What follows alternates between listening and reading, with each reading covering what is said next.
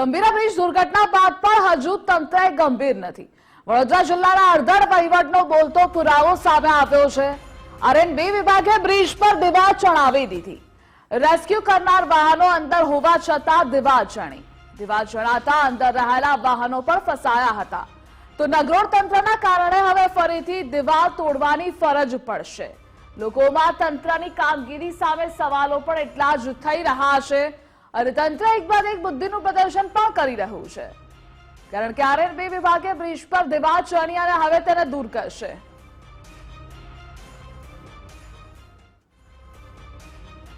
વડોદરા જિલ્લાના અડધડ વહીવટનો આ બોલતો પુરાવો સામે આવ્યો છે।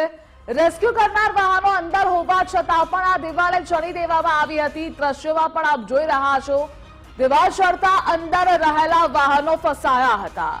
આજ નગરોળ તંત્રના કારણે હવે ફરીથી દીવાલ તોડવાની ફરજ પડશે અને આ મુદ્દે સંવાદદાતા અલ્પેશ જોડાયેલા છે। અલ્પેશ, બુદ્ધિનું પ્રદર્શન વડોદરા મહાનગરપાલિકા શા માટે કરી રહ્યું છે? શા માટે દુર્ઘટના બાદ પણ શીખ નથી લેતું?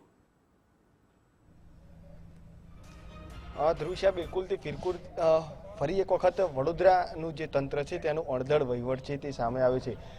ગંભીરા બ્રિજ પર જે રીતે દુર્ઘટના ઘટી, 5 દિવસ સુધી રેસ્ક્યુ ઓપરેશન ચાલ્યા, 21 જેટલા નિર્દોષ લોકોએ પોતાના જીવ ગુમાવ્યા છે। એક વ્યક્તિ હજુ પણ લાપતા છે કે જેને શોધવાની શોધખોળ છે તે ચાલી રહી છે। એનડીઆરએફની ટીમ છે તે સતત 5 દિવસથી મહેનત કરી છે, પરંતુ ક્યાંક ને ક્યાંક જે જિલ્લાનું જે વહીવટી તંત્ર છે તેની બુદ્ધિનું દિવાળું અહીંયા ફૂંકી હોય તે પ્રકારના દ્રશ્યો છે તે અહીં જોવા મળી રહ્યા છે। જોકે આ જે ગંભીરા બ્રિજ છે ને, બ્રિજથી અંદરની તરફ જવા માટે કોઈ પણ વ્યક્તિ અથવા તો વાહન ન જાય તે માટે અહીંયા જે બ્રિજ છે ને તેના કિનારે એક દિવાલ છે તે ચણવામાં આવી રહી છે। મહત્વની વાત અહીંયા એ છે કે આ જે દિવાલ ભલે ચણવામાં આવી લોકોની સલામતી માટે છે, પરંતુ ક્યાંક ને ક્યાંક એન્જિનિયરો અને અધિકારીઓની અડાવડતને કારણે અંદર જે ફસાયેલા વાહનો છે કે જે રેસ્ક્યુ કરવા માટે આવેલા, જનરેટર અને લાઇટ સાથે આવેલા હતા વાહનો, તે વાહનોની અંદર તેમનો સામાન છે તે પણ ક્યાંક ને ક્યાંક 2 દિવસથી ફસાયેલા જોવા મળી રહ્યા છે। કારણ કે ગઈકાલે આખી આ જે દિવાલ છે તે ઊભી કરવામાં આવીને ત્યારબાદ તંત્રએ એ પણ ધ્યાન ન રાખ્યું કે આ જે વાહનો છે તેને બહાર કાઢવા પડશે। ગમે ત્યારે આ વાહનોની અવર જવર કરવી જરૂરી બની શકે છે। આ વાહનો છે તે પણ ફસાયેલા છે, એટલે ચોક્કસથી જે રીતે જે અધિકારીઓ અને જે જિલ્લા વહીવટી તંત્ર છે તેની અહીંયા સ્પષ્ટપણે જે બેદરકારી છે તે થતી દેખાય છે। આરએનબી વિભાગ દ્વારા આખી આ જે દિવાલ છે તે ચણવામાં આવી, પરંતુ એ પણ ધ્યાન ન રાખ્યું કે આ જે વાહનો છે તેને બહાર નીકળવું પડશે, કારણ કે હજુ તો જે રેસ્ક્યુની કામગીરી છે તે ચાલી રહી છે। એક વ્યક્તિ છે તેનો જે મૃતદેહ છે તે હજુ પણ નથી મળી આવ્યો અને તેના જ કારણે સતત ભારે જહેમત ઉઠાવીને એનડીઆરએફ છે તે મહેનત કરી રહી છે। વડોદરાનું જે નગરોળ તંત્ર છે તે ક્યારે જાગશે તે તો આગામી સમયમાં જ ખબર પડશે, પરંતુ એન્જિનિયરોની આવી બેદરકારીને આવી લાલિયાવાડીને કારણે નિર્દોષ નાગરિકો છે કે જેમના જીવ જતા હોય છે।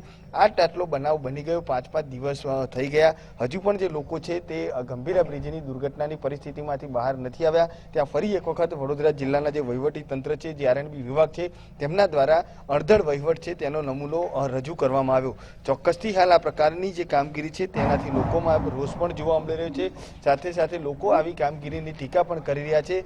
ત્યારે હાલ તંત્ર સામે સવાલ ઊભા થાય તે સ્વાભાવિક વાત છે, કારણ કે જે રીતે જોઈએ તો હજુ પણ ક્યાંક ને ક્યાંક દિવાલ છે તે ઊંચી ચણવાની હતી, પરંતુ ગઈકાલે મોડી રાત્રે જ્યારે મીડિયામાં અહેવાલ પ્રસિદ્ધ થયો ને ત્યારબાદ આખી આ જે કામગીરી છે તે અટકાવવામાં આવી। હવે ફરી એકવાર આ જે વાહનો છે તેના બહાર કાઢવા માટે દિવાલ તોડવામાં આવશે, એટલે ચોક્કસથી અહીંયા સ્પષ્ટપણે જનતાના જે ટેક્સના પૈસા છે, જનતાના જે નાણાં છે તે ક્યાંક ને ક્યાંક તેમની અડાવડતને કારણે અહીંયા વ્યય થઈ રહ્યા હોય એવું લાગી રહ્યું છે। જિલ્લાનું જે વહીવટી તંત્ર છે તે હવે ક્યારે કુંભકર્ણની નિંદ્રામાંથી જાગે છે, ક્યારે અધિકારીઓ છે તે પોતાની જવાબદારી પ્રત્યે જવાબદાર બને છે તે તો આગામી સમયમાં જ ખબર પડશે, પરંતુ હાલ આ પ્રકારના અંધડ વહીવટથી લોકોમાં રોષ જોવા મળ્યો છે અને જિલ્લાનું જે નગરોળ તંત્ર છે તે ક્યાંક ને ક્યાંક નિષ્ઠુર બન્યું હોય તે પ્રકારની સ્થિતિ અહીંયા સામે આવી છે। જી અલ્પેશ, જોડાવા બદલ આભાર આપનો।